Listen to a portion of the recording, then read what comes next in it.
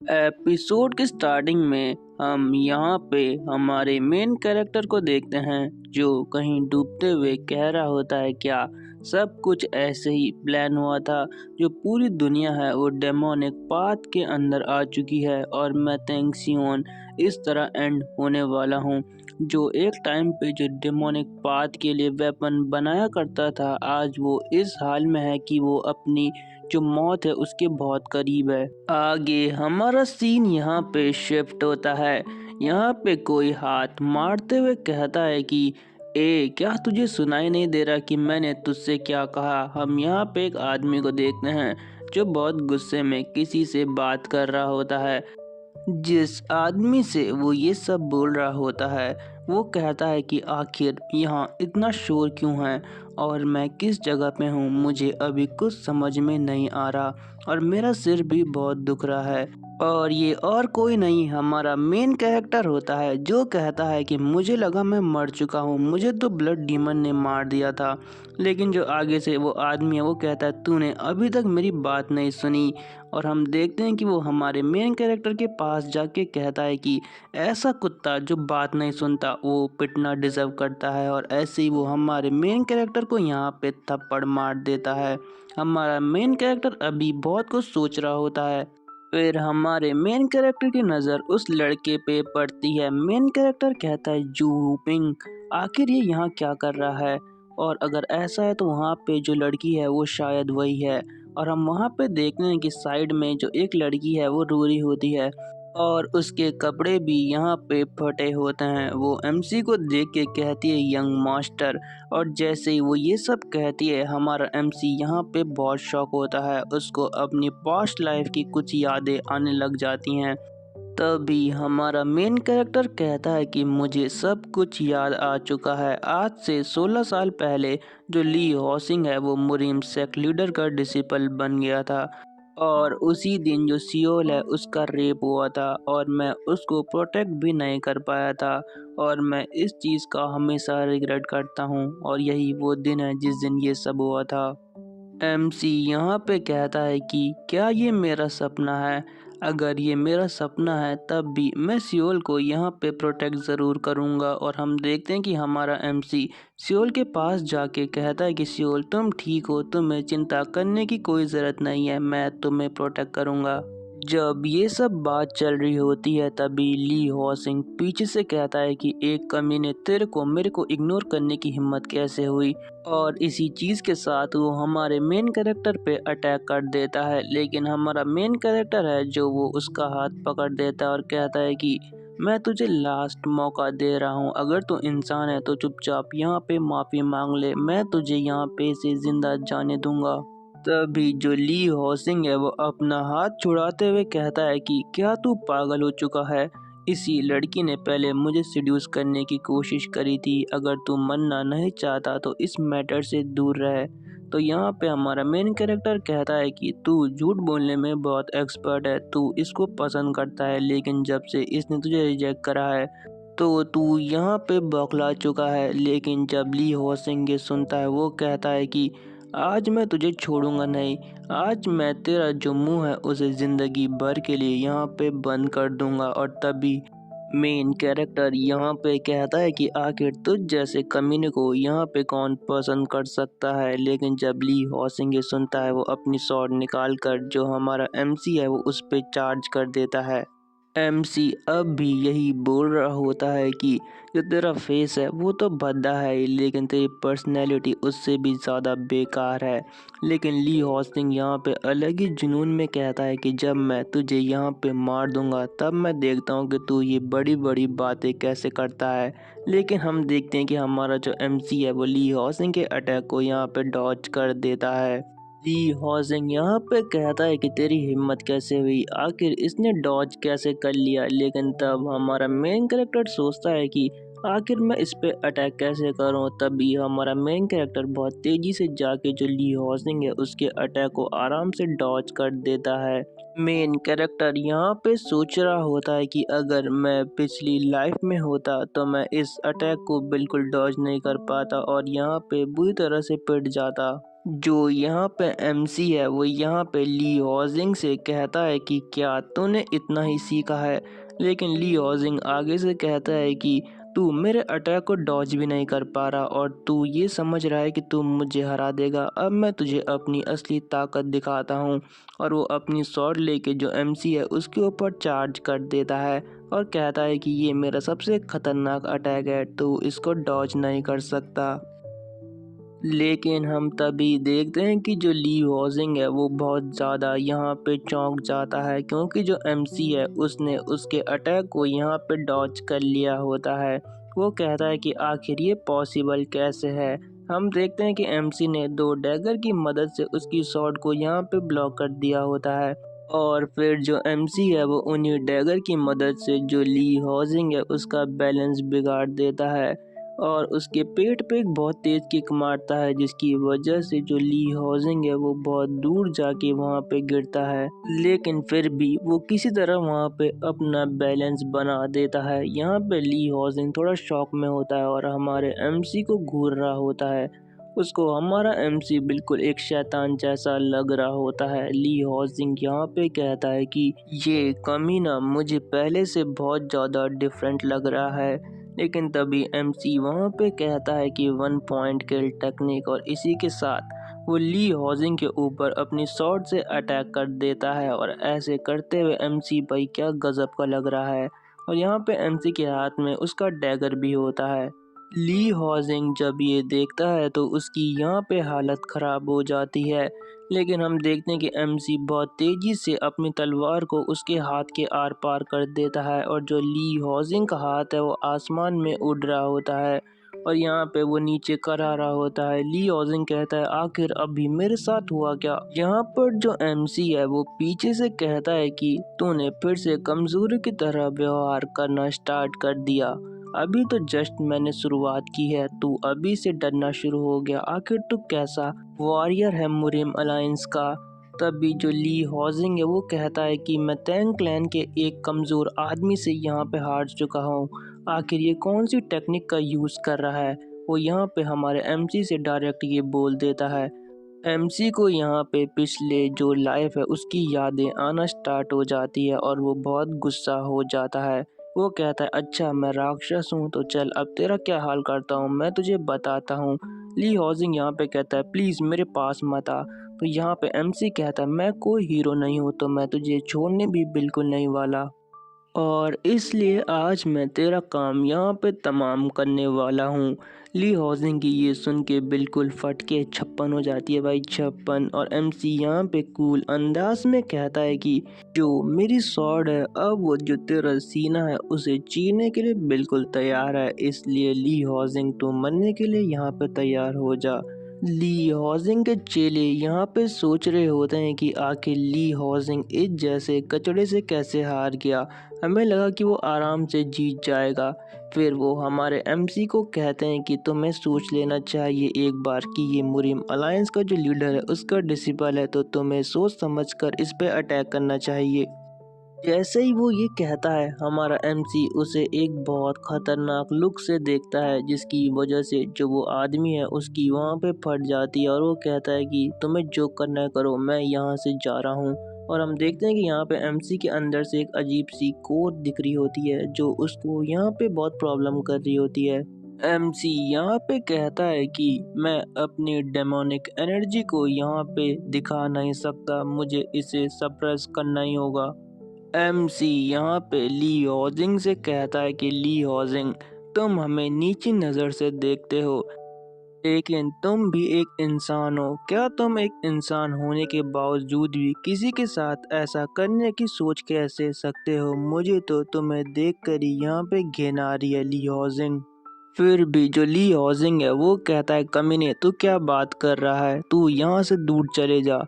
तभी एमसी यहाँ पे कहता है कि लगता है कि तुम मरना ही डिजर्व करता है। एमसी जो ली हॉजिंग है उसका वहाँ पे काम तमाम करने वाला होता है, लेकिन जब हम देखते हैं कि ली हॉजिंग उस पर अटैक करने ही वाला है तभी एमसी पे ही कोई अटैक कर देता है, और जिसे देखकर जो एमसी है वो थोड़ा शॉक हो जाता है। हम देखते हैं कि एमसी के हाथ पे एक जोर की लात आगे लगती है और वहाँ पे एक आदमी आ जाता है। वो यहाँ पे कहता है कि यंग मास्टर टैंग यहाँ पे बहुत हो गया, आप ऐसा नहीं कर सकते। और हमारा यहाँ पे एमसी भी उस आदमी को देख रहा होता है जिसने एमसी पे अभी अटैक किया होता है। वहाँ पर और भी बहुत सारे गार्ड आ जाते हैं। उनका जो लीडर है वो कहता है कि अगर आप ऐसे ही यहाँ पे अटैक करते रहे तो हम यहाँ पे चुपचाप खड़े होके बिल्कुल नहीं देखने वाले। एमसी उनको देख के कहता है ये तो डायरेक्ट बॉडीगार्ड है, अलायंस लीडर के हर एक डिसेबल को ये बॉडीगार्ड दिए जाते हैं और इनका नाम है द स्कॉट ड्रैगन गार्ड्स। वो गार्ड यहाँ पे ली हॉजिंग को देख के कहता है ये कितना बड़ा बेवकूफ़ है जो इस हाल में यहाँ पे पहुँच चुका है। एमसी यहाँ पे कहता है कि ये तो ड्रैगन स्क्वाड गार्ड का लीडर सन वूगोंग है। अच्छा, तो ये पहले से ही इतने कमीने थे, तभी मैं सोचूं इन्होंने वो हादसा आखिर किया कैसे। मेरी पिछली लाइफ में इन सब ने ली हाउसिंग के साथ मिलके जो मुरिम अलायंस है उसे धोखा दिया था और उसी की वजह से द सिचुआन ब्लड डिजास्टर हुआ था, इसमें बहुत सारे मुरिम अलायंस के जो लोग थे वो मारे गए थे क्योंकि इन्होंने हमें धोखा दे दिया था। और लास्ट में जो मुरिम अलायंस की 30% फोर्स थी वो यहाँ पे सिर्फ इनकी वजह से मारी गई थी। आज चाहे कुछ भी हो जाए मैं इन गद्दारों को यहाँ से जिंदा नहीं जाने दूंगा। मुझे आज इनको यहीं पे ख़त्म करना होगा ताकि आगे जाके कुछ प्रॉब्लम क्रिएट ना कर सके। एमसी यहाँ पे सन वुगोंग से कहता है कि आखिर तुम यहाँ पे क्यों आए हो, क्योंकि जहाँ तक मुझे पता है कि अभी जो ली हाउसिंग है वो पूरी तरह से मुरिम अलायंस लीडर का डिसिपल नहीं बना है, तो आखिर तुम अपनी टांग यहाँ पे क्यों घुसा रहे हो। सन वूगोंग जब ये सुनता है तो वो थोड़ा शॉक हो जाता है। वो कहता है कि आखिर इस कमीने को ये सब चीज़ के बारे में कैसे पता है।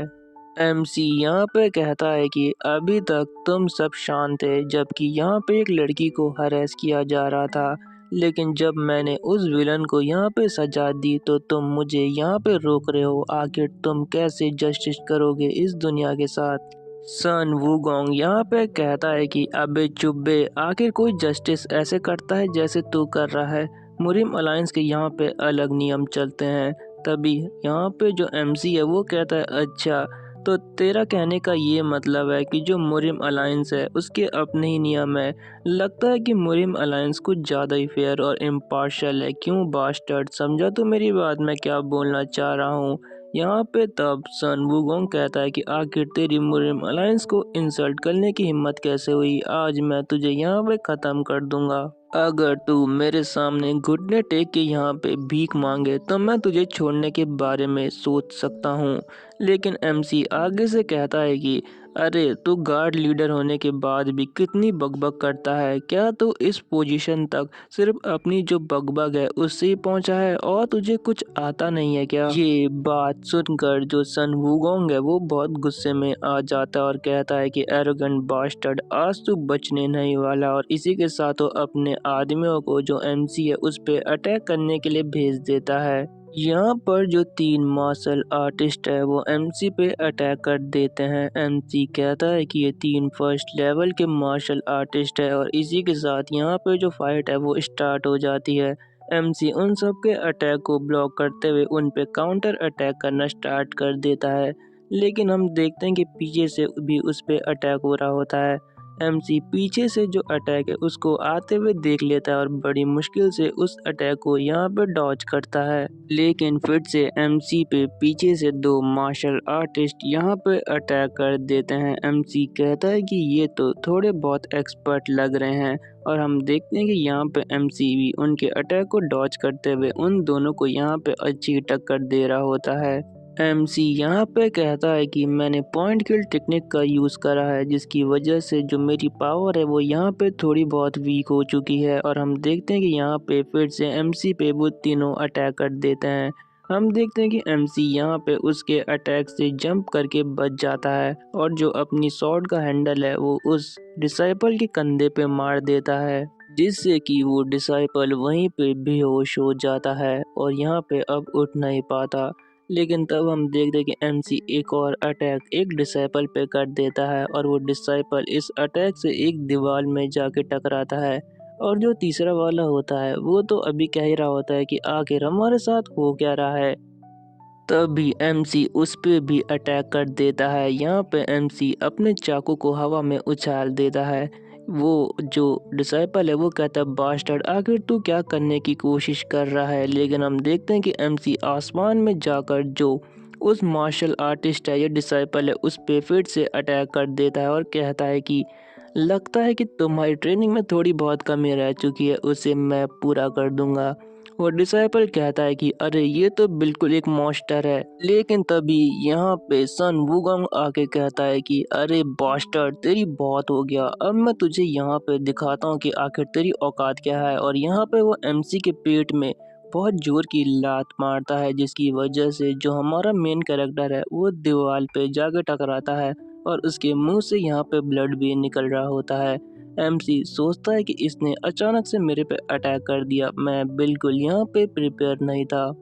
सन वूगोंग यहाँ पे आगे से कहता है कि तुझे अपनी औकात यहाँ पे पता होनी चाहिए कि तू यहाँ पे किसी काम का नहीं है।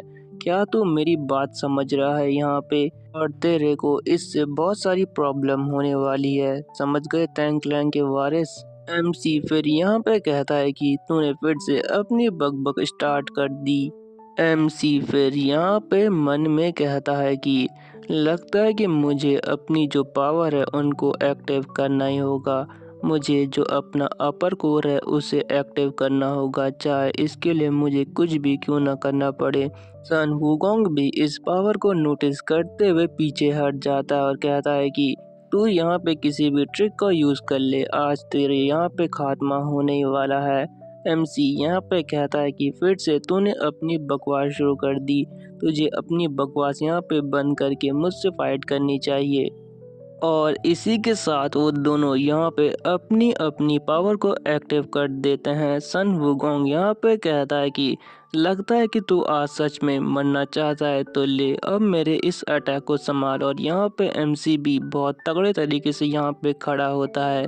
लेकिन तभी यहाँ पे एक अजीब सी चीज होती है, जो डैगर एमसी ने पिछली लाइफ में डिमोनिक कल्ट के लीडर को मारने के लिए बनाया था, वो अचानक उसके सामने आ जाता है। एमसी कहता है कि आखिर ये डैगर यहाँ क्या कर रहा है। और हम देखते हैं कि सन वुगोंग भी एमसी को मारने के लिए आगे बढ़ रहा होता है। एमसी फिर कहता है क्या ये मेरे साथ यहाँ तक आ चुका है। लेकिन तब हम फिर से सन वुगोंग को देखते हैं, जो कहता है कि अब तेरा खेल यहाँ पे खत्म। एमसी यहाँ पे कहता है चाहे कुछ भी हो, अब मेरे पास ये डैगर है तो मुझे इसका इस्तेमाल तो यहाँ पे करना ही होगा।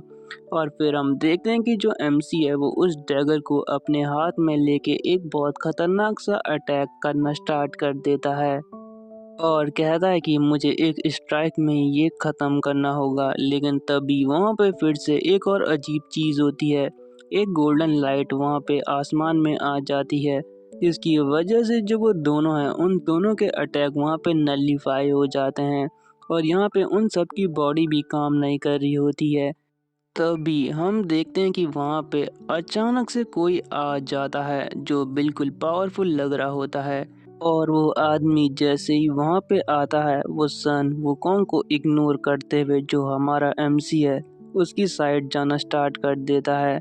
और हम देखते हैं कि यहाँ पे वो आदमी जो अपना हाथ है वो एमसी के कंधे पे रखते हुए कहता है कि तुम्हें इस पावर का यूज़ इतने आराम से किसी के ऊपर नहीं करना चाहिए बच्चे। और यहाँ पर एमसी भी उस आदमी को देख रहा होता है, इसका जो प्रेशर है वो बहुत खतरनाक होता है। और यहाँ पे वो आदमी और कोई नहीं जो मुरिम अलायंस का लीडर है वो होता है। एमसी उस बुड्ढे को देख के सोचता है कि जो जियांग जो है उसमें अभी इससे ज़्यादा स्ट्रांग और कोई नहीं है। और जो सारे यहाँ पे अभी एमसी पे अटैक कर रहे होते हैं वो कहते हैं कि सेक्ट लीडर हम आपको अपनी रिस्पेक्ट शो करते हैं। यहाँ पर फिर उस बुड्ढे की पूरी शक्ल दिखाई जाती है जिसका नाम होता है सॉर्ड एम्परर यो जिनहक। और इसी सीन के साथ ये जो एपिसोड है वो यहाँ पे एंड हो जाता है। Thanks for watching and stay tuned with our channel. Bye. Episode की स्टार्टिंग में हम यहाँ पर हमारे एमसी को मुरिम अलायंस के लीडर के सामने देखते हैं। यहाँ पर एमसी कहता है कि पिछली लाइफ में जब ब्लड कल्ट ने सब जगह तबाही मचाई हुई थी और जो बाकी सारे क्लैन थे उन सब ने यहाँ पर घुटने टेक दिए थे। और वो सब जो ब्लड कल्ट है उसके साथ शामिल हो गए थे। लेकिन मुझे अभी भी अच्छे से याद है कि जो मुरिम अलायंस के लीडर थे और वुडोंग सेक्ट थे वो बिल्कुल डिफरेंट थे। उन्होंने यहाँ पर ब्लड कल्ट के सामने बिल्कुल हार नहीं मानी। मुरिम अलायंस के जो लीडर हैं उन्होंने ब्लड कल्ट के सामने बिल्कुल हार नहीं मानी। वो हमेशा से ब्लड कल्ट को यहाँ पे ख़त्म करने के लिए तैयार रहते थे। लेकिन जब तक उनकी मौत नहीं हो गई, उनकी मौत मेरे बनाए हुए आर्टिफैक्ट से ही हुई थी और मैं इस चीज़ के लिए रिग्रेट भी करता हूँ। तभी हमारी स्टोरी यहाँ पे प्रेजेंट में आती है। यहाँ पे एमसी कहता है कि अभी यहाँ पे इमोशनल होने का वक्त नहीं है। लगता है कि जो लीडर हैं उन्होंने मेरे डैगर को देखा नहीं है। ये तो बहुत अच्छी बात है। यहाँ तक कि जो ब्लड डीमन है उसने भी मेरे डैगर को नोटिस नहीं किया था। लेकिन अभी प्रॉब्लम ये है कि जो यहाँ पे मुरिम अलायंस के लीडर हैं वो मुझे चाहे तो एक पल में यहाँ पे ख़त्म कर सकते हैं। तो मुझे यहाँ से बचने का कोई रास्ता ढूंढना ही होगा। तभी जो मुरिम अलायंस के लीडर हैं वो यहाँ पे कहते हैं कि आखिर ये चीज़ पॉसिबल कैसे है। मैं उस चीज़ को बिल्कुल नहीं देख पा रहा हूँ। मैं अपनी लाइफ में ये चीज़ पहली बार फील कर सकता हूँ। तब वो हमारे एमसी से कहते हैं कि बच्चे, तुम्हारे पास बहुत इंटरेस्टिंग टैलेंट है। मैं तुम्हें इस चीज़ के लिए प्रेज़ करता हूँ। लेकिन हमारा एमसी तो अभी भी बहुत टेंशन में होता है। तभी यहाँ पे पीछे से एक आवाज़ आती है, बच्ची तुम बहुत डर गई होगी। अभी तुम्हें थोड़ा और आराम करना चाहिए। जब तक कि यहाँ पे का सारा मैटर सॉल्व नहीं हो जाता तुम थोड़ी और देर आराम यहाँ पे करो।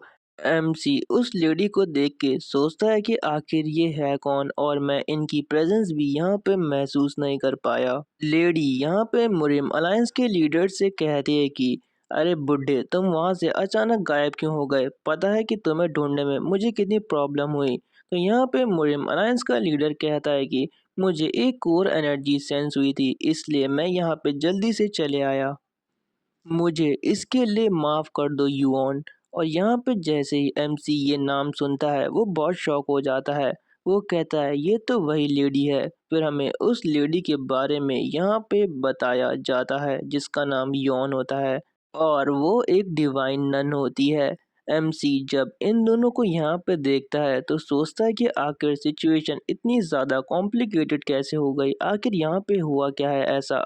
तभी हमें 15 मिनट पहले का सीन दिखाया जाता है जहाँ पे जो मुरिम अलायंस के लीडर और यॉन है वो साथ में बैठ के यहाँ पे टी पी रहे होते हैं। यहाँ पर जो यॉन है वो मुरिम अलायंस के लीडर से कहती हैं कि वो लोग कभी चेंज नहीं होने वाले। जो मुरिम अलायंस है उसमें अब भी बहुत सारे लोग हैं जो अपने सही रास्ते को यहाँ पे भटक चुके हैं। यहाँ पे मुरिम अलायंस लीडर मन में सोचते हैं कि मैं इसीलिए यहाँ पे मुरिम अलायंस का लीडर बना था, लेकिन अभी तक मैं कुछ भी चेंज नहीं कर पाया। यॉन फिर से यहाँ पे कहती है कि क्या तुम्हें सच में लगा था कि तुम इस दुनिया को इतनी आसानी से चेंज कर दोगे? तुम तो बहुत स्टूपिड हो ताओइस्ट। और यहाँ पे वो दोनों ऐसे ही बात कर रहे होते हैं। तभी यॉन आगे से फिर कहती है कि तुम्हें सारा बर्डन अपने इन कंधों पे नहीं लेना चाहिए। तुम्हें बस यहाँ पे एंजॉय करके बैठना चाहिए। ये सुन के जो मुरिम अलायंस के लीडर है वो यहाँ पे हल्का सा हंसना स्टार्ट कर देते हैं। लेकिन तभी उनको एक बहुत खतरनाक एनर्जी सेंस होती है और उसके बाद हम देखते हैं कि जो यहाँ पे योन है वो कहती है कि ए बुड्ढे, हंसना बंद कर। तभी हम देखते हैं कि यहाँ पे मुरिम अलायंस के लीडर तो गायब हो जाते हैं। योन यहाँ पे कहती है कि ये बास्टर्ड आखिर गया कहाँ। और तभी हमारी स्टोरी यहाँ पे फिर से प्रेजेंट में आती है। यहाँ पर जो योन है वो ली हॉजिंग को यहाँ पे चेक कर रही होती है। जो मुरिम अलायंस के लीडर हैं वो कहते हैं कि क्या तुम इसे यहाँ पे बचा सकती हो। हम देखते हैं कि यहाँ पर जो यौन है वो कुछ खतरनाक ही बोलती है। वो कहती है कि इस पे जो अटैक करे गए हैं वो बहुत खतरनाक है। अगर यहाँ पे ग्रैंड लियो भी इसका इलाज करें तब भी इसका ठीक होना बहुत मुश्किल है। यहाँ पर जो सन वुगोंग है वो भी ये सब चीज़ सुन रहा होता है। वो कहता है कि आखिर अब मैं इन सब चीज़ों को यहाँ पे संभालूं कैसे। आगे यहाँ पे जो लियोन है वो कहती है हमारे एमसी से, बच्चे क्या तुमने इस पे उन्हीं टेक्निक का यूज़ करा है? ये बहुत खतरनाक है। तुमने ज़रूर इन पे अनऑर्थोडॉक्स मार्शल आर्ट का यूज़ करा है जैसे ही मुरिम अलायंस लीडर ये सुनते हैं वो उन तीनों के ऊपर एक बहुत प्रेशर डाल देते हैं। बेसिकली डालते हमारे एमसी के ऊपर ही है, पर सब में जाता है ना, घुन भी तो पिसता है गेहूं के साथ। तभी जो कमीना सन वुगोंग है वो भी कहता है कि डिवाइन फिजिशियन यहाँ पे बिल्कुल सही बोल रही है।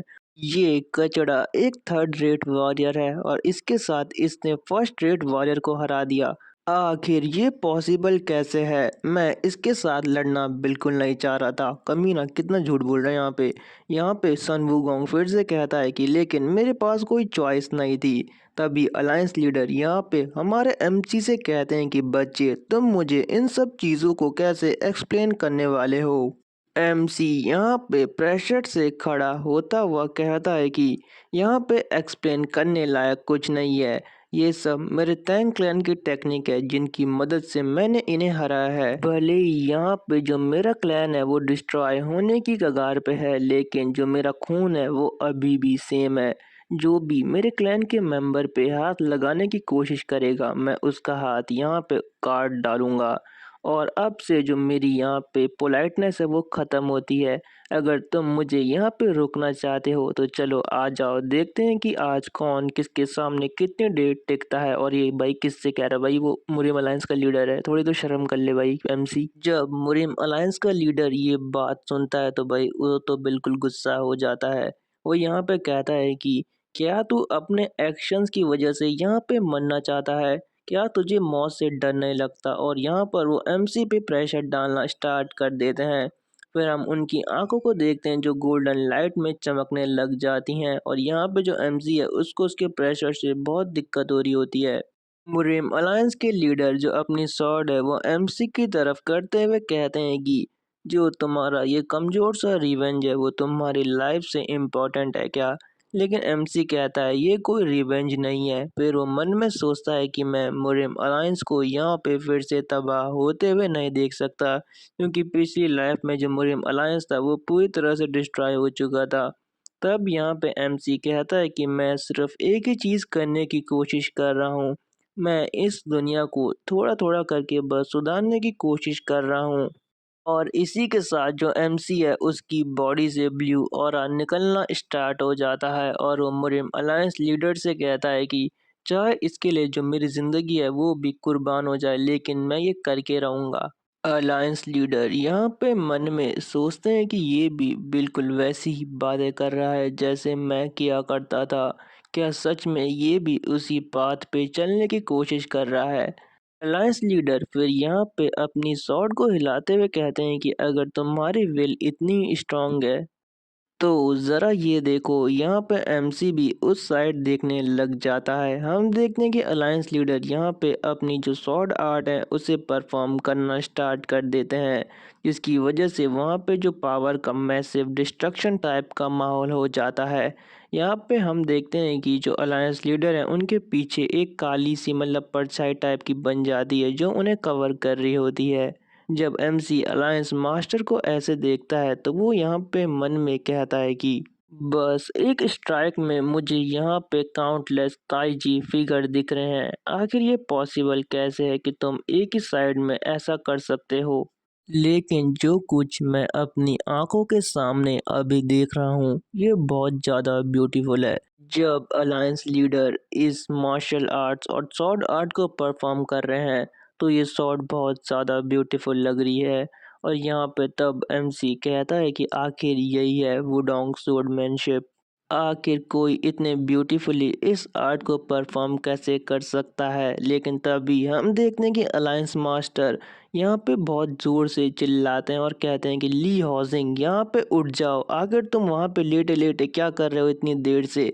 जैसे ही ली हॉजिंग अपने मास्टर को देखता है वो कहता है कि मास्टर आप यहाँ पे आ गए, आप मुझे बचाने यहाँ पे आ चुके हो मास्टर। यहाँ पर युआन ली हॉजिंग को उठते देख कहती है कि मैंने इस कमीने को आखिरकार बचा ही लिया। ली हॉजिंग कहता है कि आखिर ये ऐसी बातें कैसे कर सकते हैं, मैं अभी अभी मौत से बच के यहाँ पे आया हूँ। अलायंस लीडर यहाँ पे कहते हैं कि ली हॉजिंग तुम्हारे अपोनेंट ने अपनी राइटनेस को यहाँ पे साबित कर चुका है, तो चलो अब तुम बताओ तुम इसे कैसे प्रूव करोगे? फिर अलायंस लीडर यहाँ पे जाते हुए कहते हैं कि मैंने गलत आदमी से ये सवाल पूछ चुका है। ली हॉजिंग यहाँ पे कहता है कि मास्टर मैं भी अपनी जान को दांव पे लगा सकता हूँ, बस उस बास्टर्ड ने पहले मुझ पे अटैक कर दिया। तभी यहाँ पे अलायंस लीडर कहते हैं कि चुप हो जाओ, तुम्हें आगे बोलने का यहाँ पे कोई हक नहीं है। ली हॉजिंग कहता है कि मेरे कान तो बस फूटने ही वाले हैं। तभी अलायंस लीडर यहाँ पे एमसी के सामने आते हुए कहते हैं कि मुझे माफ कर दो, मैं अपने डिसिपल्स को यहाँ पे ढंग से ट्रेन नहीं कर पाया।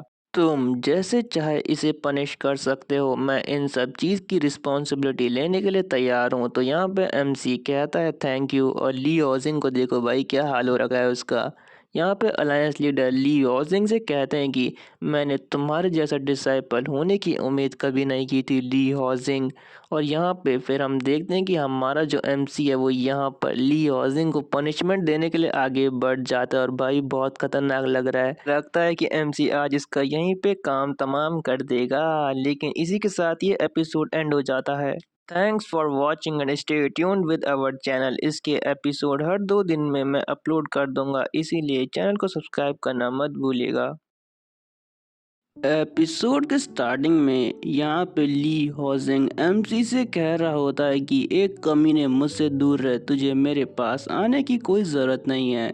एमसी यहाँ पे अपने हाथ में एनर्जी इकट्ठा करते हुए कहता है कि मैं तुझे आज ऐसी सज़ा देने वाला हूँ कि जो मौत है तुझे वो 100 गुना अच्छी लगेगी ऐसे जीने से। तो और हम देखते हैं कि एमसी जो ली हॉजिंग है उसके पेट पे बहुत तेज मुक्का मारता है। बेसिकली एमसी यहाँ पे जो ली हॉजिंग का एनर्जी कोर है उसे डिस्ट्रॉय यहाँ पे कर देता है। बेसिकली यहाँ पे जो एमसी है उसने ली हॉजिंग को बहुत बुरी तरह से यहाँ पे डिस्ट्रॉय कर चुका है, यहाँ तक कि अब वो अपनी कल्टीवेशन को भी यूज़ नहीं कर सकता। और हम देखते हैं कि ली हॉजिंग यहाँ पे बहुत तेज जाके दीवार से लग जाता है। एमसी कहता है कि तुझ जैसे कमीने को तो जीने का भी कोई हक नहीं है, लेकिन मैं तुझे यहाँ पे जीने से भी खतरनाक सजा यहाँ पे ऑलरेडी दे चुका हूँ। और जो अलायंस लीडर हैं वो भी ये सब देख रहे होते हैं। पीछे से अलायंस लीडर यहाँ पे कहते हैं कि तुम इन्हें भी कुछ पनिशमेंट दो, इन्होंने भी तुम्हें परेशान किया है। तो यहाँ पे एमसी सोचता है कि अगर अलायंस लीडर ने इनको धोखा देने के लिए नहीं कहा तो आखिर कौन था, मुझे यहाँ पे उसको ढूंढना ही होगा। तब तक के लिए इन तीनों को या इस स्क्वाड को यहाँ पे जिंदा रहना होगा। एमसी यहाँ पे अलायंस लीडर से कहता है कि आपने भी मेरी बदतमीजी को यहाँ पे माफ़ करा था, तो मैं भी आपको ये करके यहाँ पे रिपे करना चाहता हूँ। फिर जो एमसी है वो यहाँ पे अपने जो क्लैन की लड़की है उसे उठा के वहाँ से जाना स्टार्ट कर देता है। अलायंस लीडर यहाँ पे एमसी से कहते हैं कि अगर तुम्हारे पास थोड़ा टाइम हो तो मैं तुम्हारे क्लैन आके तुमसे मिलना चाहूँगा। एमसी कहता है कि अगर आप चाय पीने आएंगे तो मैं ज़रूर आपका वहाँ पे स्वागत करूँगा। आगे हमें बताया जाता है कि जो तैंग क्लैन है वो तैंग माउंटेन पे सिचुएटेड है। भले ही इस माउंटेन का नाम पहले कुछ और था, लेकिन बाद में सब इसे तैंग माउंटेन के नाम से जानने लगे। और इसी माउंटेन के बीच में हमारा सिचुआन तैंग क्लैन है, और यहीं हमारा मेन मैनर लोकेटेड है। लेकिन अब जो हमारा सेक्ट है उसकी जो रेपुटेशन है वो इतनी अच्छी नहीं है, क्योंकि हमारे क्लैन को टॉप 7 ग्रेट सेक्ट में से निकाल दिया गया है, और हमारी जो फोर्स है वो भी बिल्कुल आधी हो चुकी है। इसके बाद हमें जो टैंक क्लैन है उसके अंदर का सीन दिखाया जाता है। यहाँ पे एक लेडी और उसके पीछे उसका एक मास्टर या बॉडीगार्ड होता है, जो कहता है कि लेडी आप अपनी बात यहाँ पे शुरू कर सकती हैं। तो यहाँ पे वो लड़की कहती है कि सारी असैसिनेशन स्क्वाड यहाँ पे मेरी बात सुनो।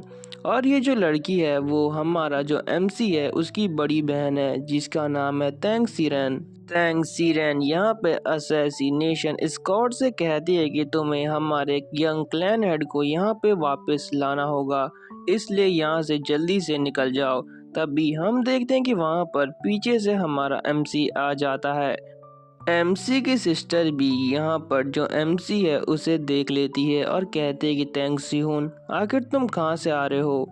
हम यहाँ पर देखते हैं कि जो तैंग सिहून है वो कहता है कि आखिरकार मैं यहाँ पहुँच ही गया, और उसकी पीठ पे हम उसी लड़की को भी देखते हैं जिसे हमारा एमसी बचा के यहाँ पे लाया है।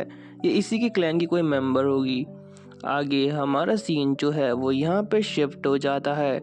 हम देखते हैं कि जो हमारा एमसी है वो एक रूम के अंदर खड़ा होता है और जो शीशा है उसमें अपनी शक्ल देख रहा होता है।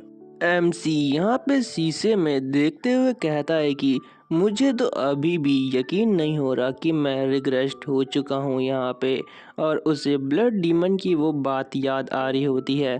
इसमें ब्लड डीमन कह रहा होता है कि चलो फिर से मिलेंगे। और जब एमसी ये बात सोचता है तो उसे बहुत गुस्सा आ जाता है। वो कहता है कि क्या ब्लड डीमन नहीं तो ये सब नहीं करा। लेकिन फिर हम देखते हैं कि वहाँ से गुस्से में निकल जाता है बाहर की तरफ। हॉल में जाते हुए एमसी कहता है कि भले ही ब्लड डीमन ने ये सब कुछ प्लान किया हो लेकिन इस बार मैं उसको बिल्कुल नहीं छोड़ूंगा। ये जो लाइफ है वो पिछली लाइफ से बिल्कुल डिफरेंट होने वाली है। और फिर हम देखते हैं कि एमसी यहाँ पे एक जगह पहुँच जाता है जहाँ पे मार्शल आर्ट्स की यहाँ पे किताबें रखी होती है। एमसी यहाँ पे कहता है कि ये मेटल क्राफ्ट मार्शल आर्ट है जो टैंग क्लैन के ब्लैक स्मिथ यूज करते हैं और अब मैं इसे सीखने की यहाँ पे थोड़ी कोशिश करने वाला हूँ। एमसी आगे कहता है कि ये जो टेक्निक है ये मुझे मेरी जो पिछली लाइफ है उसके बारे में याद दिलाती है। हम देखते हैं कि पिछली लाइफ में भी एमसी ने इससे प्रैक्टिस करने की कोशिश की होती है लेकिन वो इसमें पूरी तरह से फेल हो जाता है क्योंकि ये टेक्निक जो एमसी है उसके लिए बनी ही नहीं थी, जिसकी वजह से जो एमसी का यहाँ पे एनर्जी कोर था वो भी थोड़ा बहुत डैमेज हो जाता है। लेकिन ये जो मार्शल आर्ट्स थी ये रीजनरेटिव एबिलिटी के लिए बहुत बढ़िया थी लेकिन ये उतनी ही पुअर जो एनर्जी कोर में एनर्जी जमा करने के लिए यूज होती है उसमें उतनी ही वीक थी। लेकिन मेरे पास और कोई ऑप्शन नहीं था इसलिए मैंने इसमें ही एडवांस किया था। गाइस मुझे पता है कि यहाँ पे स्टोरी थोड़ी सी बोरिंग लग रही है तो मैं आपको शॉर्ट में बता देता हूँ। जो एमसी की मार्शल आर्ट है इसी की मदद से एमसी जो आर्टिफैक्ट है उन्हें बना सकता है जो डिवाइन आर्टिफैक्ट होते हैं। और पिछली लाइफ में एमसी इन्हीं की मदद से वो आर्टिफैक्ट बना पाया था लेकिन उस प्रोसेस में जो उसकी एनर्जी कोर थी ना वो डैमेज हो गई थी जिसकी वजह से वो मार्शल आर्ट में थोड़ा वीक हो गया था। अब प्रेजेंट में हम देखते हैं कि जो एमसी का एनर्जी कोर है वो बिल्कुल सही सलामत रहता है इसलिए एमसी यहाँ पे एनर्जी का फ्लो दिखाते हुए कहता है कि जो ये लाइफ है इसमें मेरा एनर्जी कोर बिल्कुल परफेक्ट है और इस लाइफ में मैं और भी तेजी से यहाँ पे ग्रो करूँगा और यहाँ पे उस ब्लड डीमन को हरा दूंगा। फिर हमें यहाँ पे रात का सीन दिखाया जाता है। जो टैंग क्लैन है वहाँ पे पूरी तरह से रात हो चुकी होती है और फिर हम यहाँ पे हमारे एमसी को देखते हैं जो यहाँ पे कहता है कि अब मुझे बढ़िया लग रहा है। जो मेरी मेरिडियंस है और अपर एनर्जी कोर है वो पूरी तरह से एक दूसरे के साथ कनेक्ट हो चुके हैं और जो मेरी एनर्जी है वो यहाँ पे अब स्टेबल फेज में एंटर कर रही है। जो गोल्डन एनर्जी है वो 5 स्टार लेवल की एनर्जी है और जो ब्लड डीमन रिवर्स टेक्निक है वो 1 स्टार की है। एमसी आगे कहता है कि अगर मैंने गोल्डन एनर्जी को अपनी कोर एनर्जी के साथ यहाँ पे मिक्स कर दिया तो यहाँ पे कोई भी इस चीज़ में बिलीव नहीं करेगा कि आखिर कोई ऐसा कर सकता है। और हम देखते हैं कि एमसी वही प्रोसेस अभी कर रहा होता है और इस प्रोसेस में जो एमसी है उसके आसपास एक ब्लू ऑरा निकल रहा होता है और फाइनली एमसी ने वो अचीव कर लिया होता है। वो कहता है कि फाइनली आखिर मैंने कोर एनर्जी को यहाँ पे इस्तेमाल करना सीख चुका है। फिर हमारा सीन यहाँ पे शिफ्ट होता है। हम देखते हैं कि एमसी यहाँ पे कहता है कि मैंने फिलहाल के लिए इस एनर्जी को यहाँ पे ब्लॉक कर चुका है ताकि कोई इसे सेंस ना कर ले क्योंकि अभी यहाँ पे बहुत सारे ट्रेडर है जिनसे मुझे अभी डील करना है। पर लेकिन उससे पहले मुझे अपने कपड़े यहाँ पे बदल लेने चाहिए।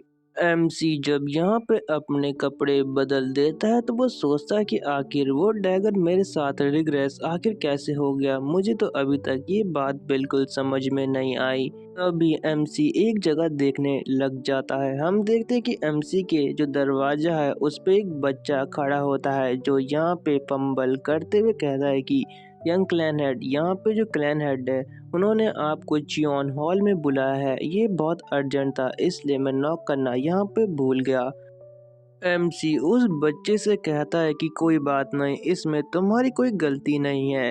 अच्छा तुम्हारा नाम तो जैंग है ना। तो यहाँ पे वो बच्चा कहता है आपने क्या कहा। तो एमसी फिर से वहाँ पे जाते हुए कहता है कि तुम्हारा नाम जैंग है ना। तो वो बच्चा कहता है यस यंग क्लैन हेड।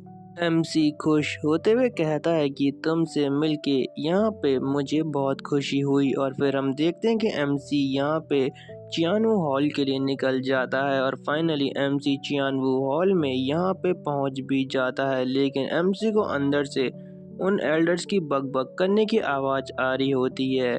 और फिर इसी सीन के साथ जो एमसी है वो जो चियानो हॉल है उसमें एंटर कर जाता है, जिसमें उसके फादर जो क्लैन हेड है वो भी बैठे होते हैं। और आसपास हम बहुत सारे एल्डर्स को भी देखते हैं जो एमसी को यहाँ पे घूर रहे होते हैं।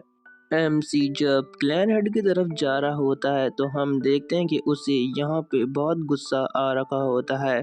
उसे याद आता है कि कैसे पिछली लाइफ में उसका क्लैन यहाँ पे डिस्ट्रॉय हो गया था और उसके फादर और जो लॉयल एल्डर थे वो भी यहाँ पे मारे गए थे। और फिर हम आगे यहाँ पे देखते हैं कि उसको वो भी याद आता है जब उसके फादर की लाइफलेस बॉडी उसके हाथ के सामने पड़ी हुई थी। फिर एमसी यहाँ पे बहुत बैडेस तरीके से अपने घुटनों पे आते हुए कहता है कि थैंक्स इवन यहाँ पे जो क्लैन हेड है उन्हें अपनी रिस्पेक्ट यहाँ पे शो करता है, तो होपफुली आप मेरी रिस्पेक्ट को यहाँ पे एक्सेप्ट करेंगे। और फिर से एमसी को अपने पास्ट के वो बुरे ख्याल याद आ रहे होते हैं और यहाँ पे वो फिर क्लैन हेड से कहता है कि आपके ऑर्डर पे मैं यहाँ पे आ चुका हूँ क्लैन हेड। और फिर हम देखते हैं कि आगे से जो क्लैन हेड है वो कहते हैं कि चलो तुम वहाँ से खड़े हो सकते हो। और ये हमारे एमसी के फादर होते हैं जिनका नाम होता है तेंग म्यूवुल। एमसी यहाँ पे कहता है कि थैंक यू क्लैन हेड। और जैसे ही एमसी यहाँ पे खड़ा होता है पीछे से एक एल्डर कहता है कि तुम ऐसे अजीब सा एक्ट क्यों कर रहे हो, तुम्हें यहाँ पे थोड़ा ठीक से व्यवहार करना चाहिए। और इसी सीन के साथ ये जो एपिसोड है वो यहाँ पे एंड हो जाता है। Thanks for watching and stay tuned with our channel. Bye.